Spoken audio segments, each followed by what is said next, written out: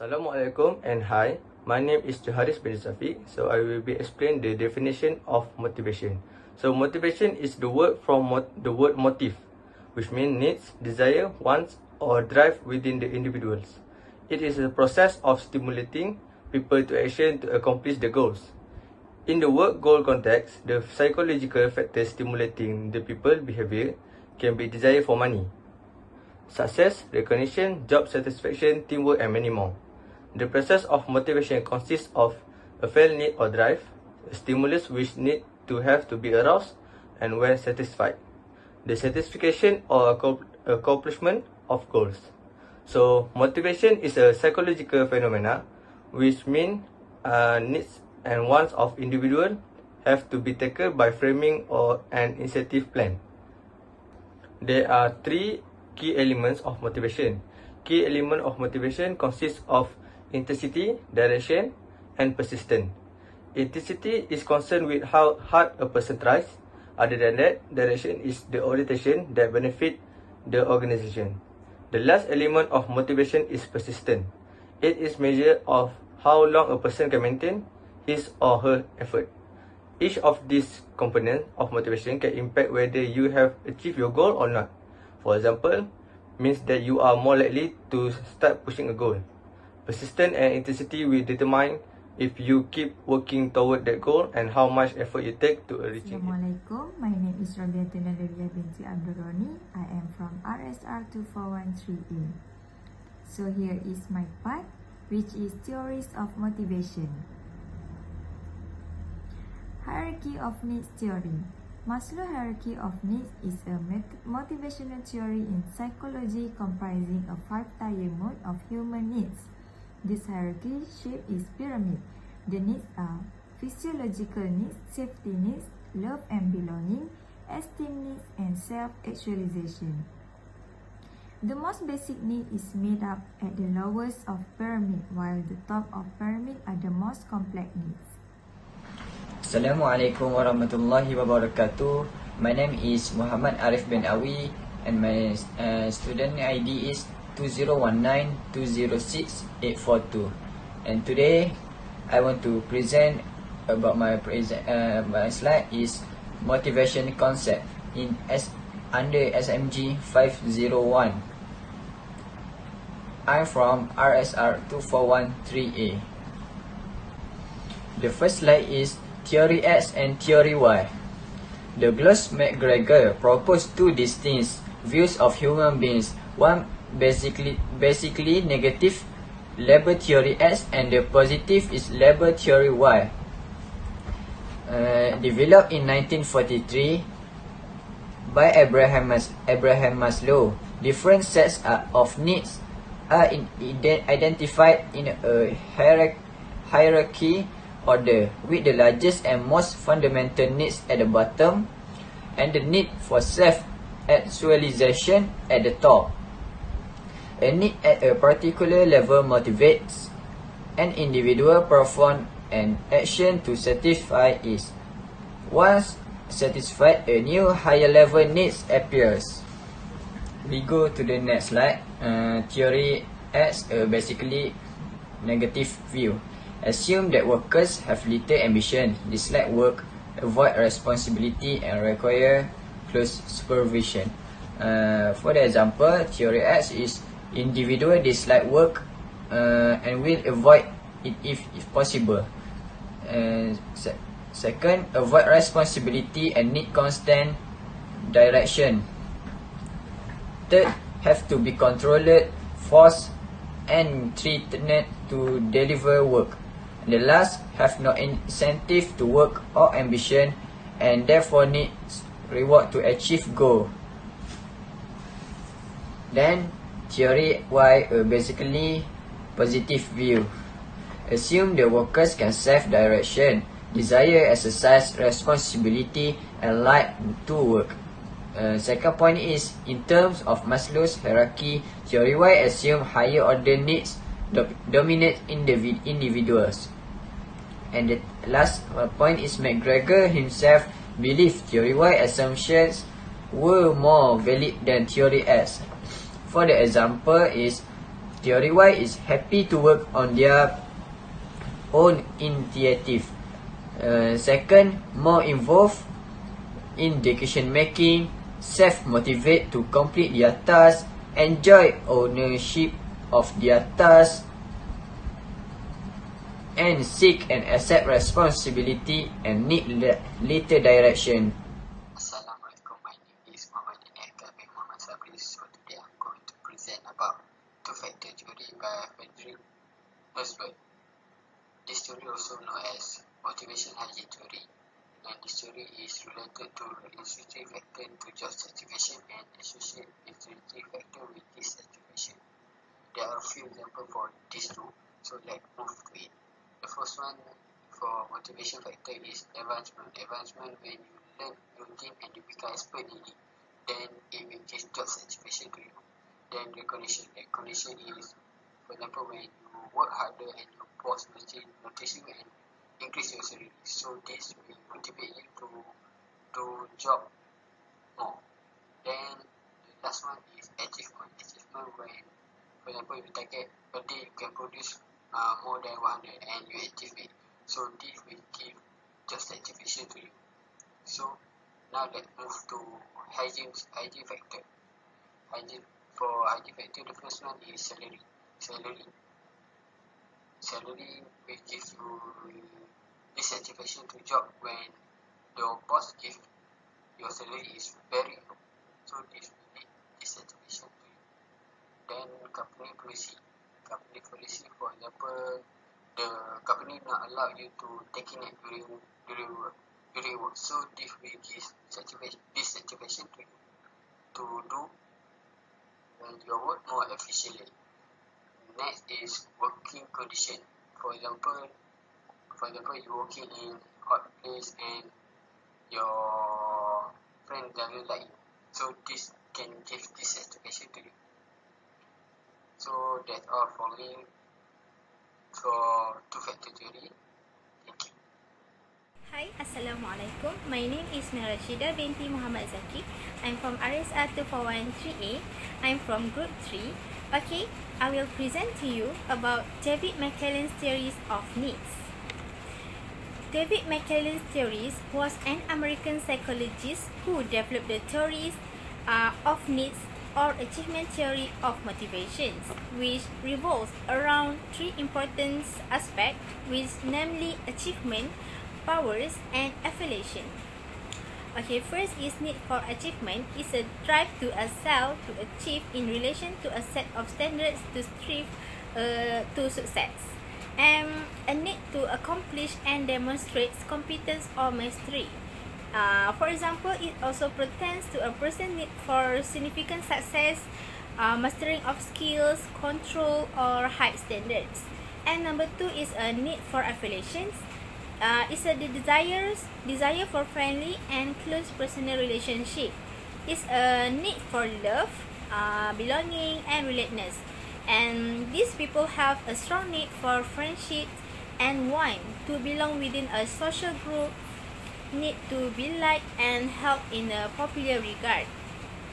And there are times when individuals want to be with others and at other times to be alone. Affiliation motivations can be increased or decreased. And the last one is need for power. Need for power, the need to make others behave in a way that they will not have behaved otherwise. And a need for control over one's own work or the work of others. We will continue with contemporary theories of motivation. So the first is self-determination theory. Self-determination is an important concept that refers to each person's ability to make choice and manage their own life. This ability plays an important role in psychological health and mental well-being. Self-determination allows people to feel that they have control over their choice and life. It also has an impact on motivation. People feel more motivated to take action when they feel that what they do will have an effect of an outcome. So this theory suggests that people are motivated to grow and change by three innate and universal psychology needs. The concept of intrinsic motivation and engaging in activities for inherent rewards of behavior itself plays an important role in self-determination The theory. next part is job engagement. Employee engagement is a property of the relationship between an organization and its employees.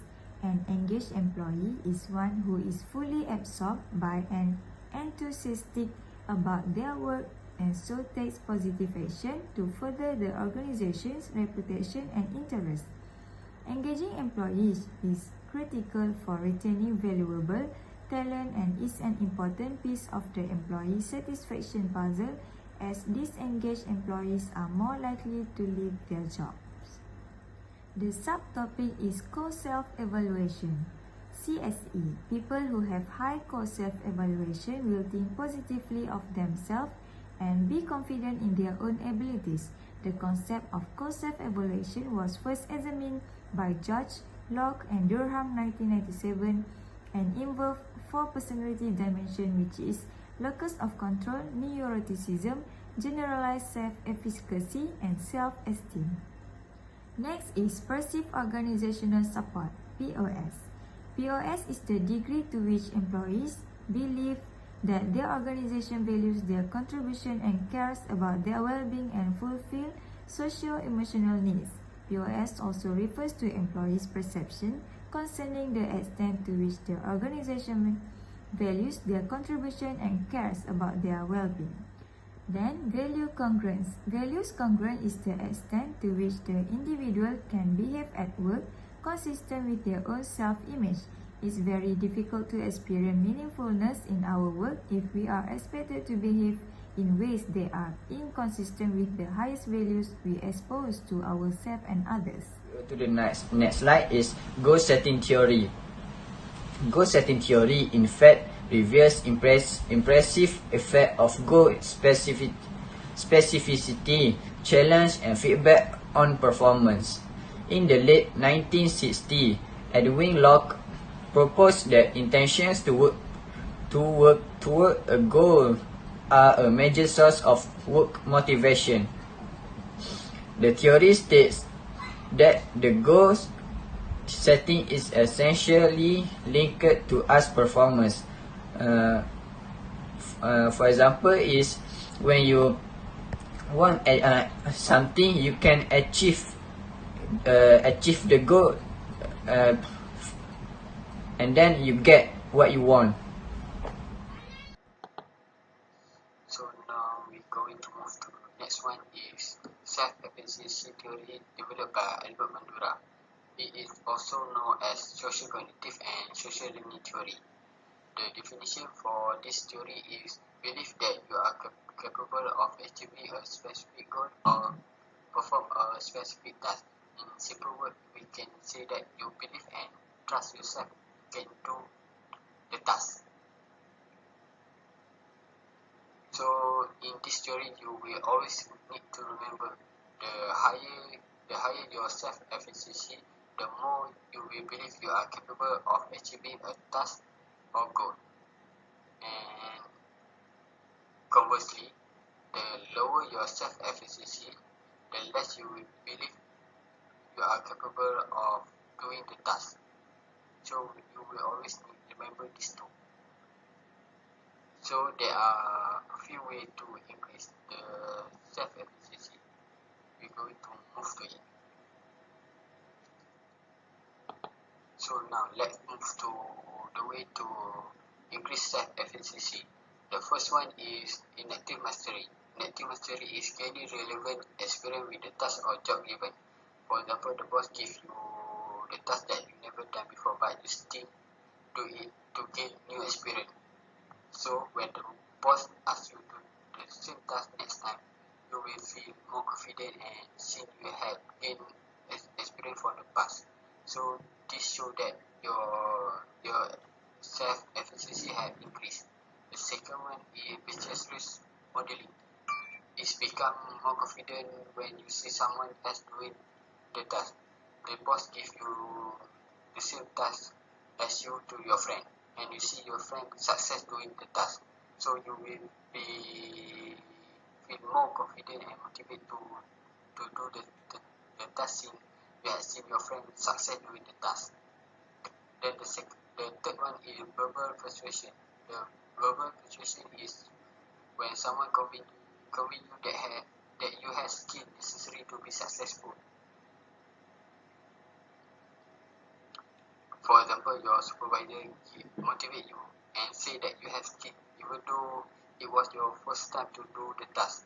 So this will increase your self-efficacy to do the job, and you will become more confident to yourself to do your first time task. And the fourth one is arousal. Arousal is physiological and psychological state of someone. Arousal is they depend on condition of someone. For example, when you feel nervous, the self-efficacy will become low.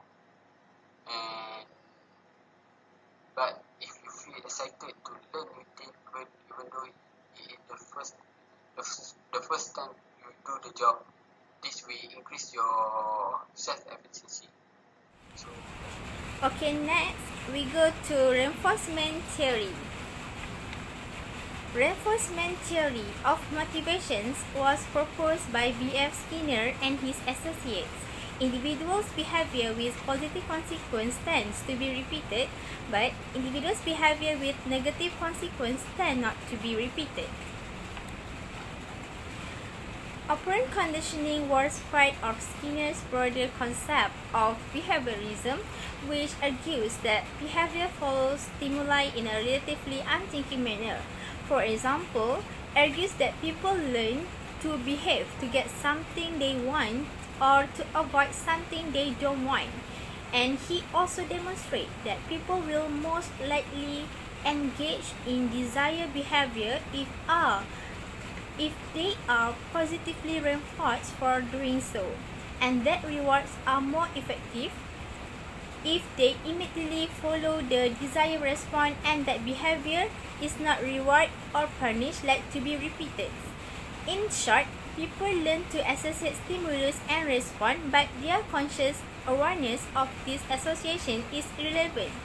For example, Skinner's form of radical behaviorism rejects feelings and thoughts for other states of mind as causes of behavior, and reinforcement theory ignores feelings, attitudes, expectations, and other cognitive variables known to affect behavior.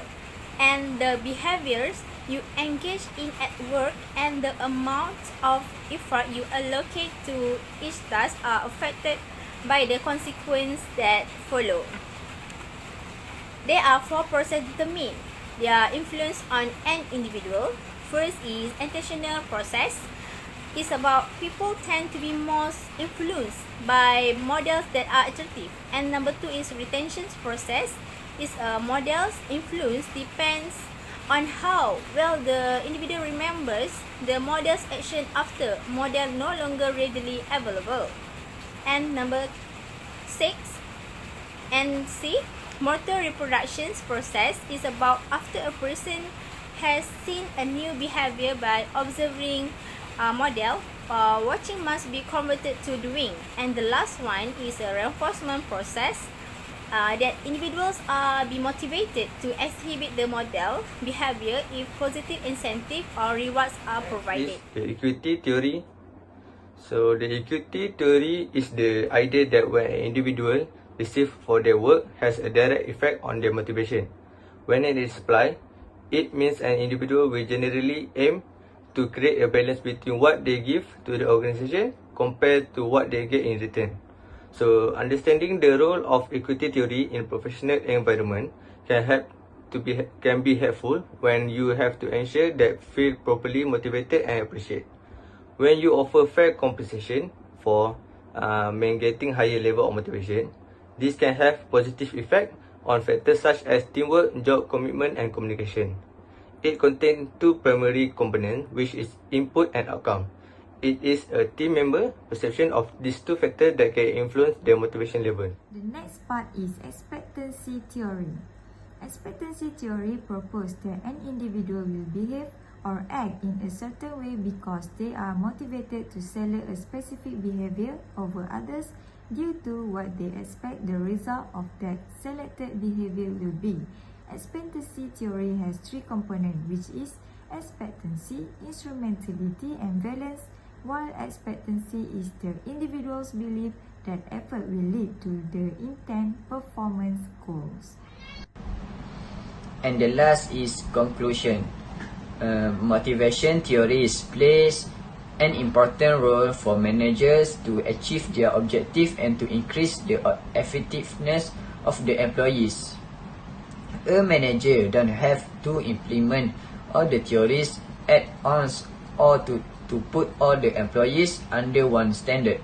It has to be very firm person, and a manager should be aware of his subordinates' stage of motivation.